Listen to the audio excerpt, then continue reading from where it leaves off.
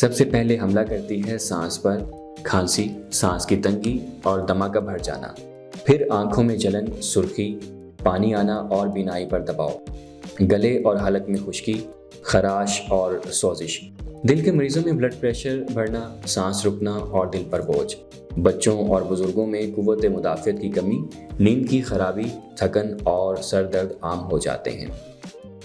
عالمی ادارہ صحت کے مطابق سموگ اور فضائی آلودگی ہر سال لاکھوں اموات کی وجہ بنتی ہے اور لاہور بدقسمتی سے دنیا کے سب سے آلودہ شہروں میں شمار ہوتا ہے۔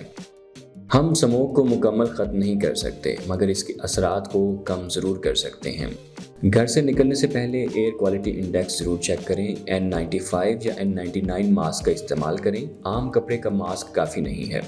صبح کے اوقات میں ورزش سے گریز کیجیے، اس وقت آلودگی سب سے زیادہ ہوتی ہے۔ پانی زیادہ پئیں، لیمن اور شہد والا نیم گرم پانی مفید ہے۔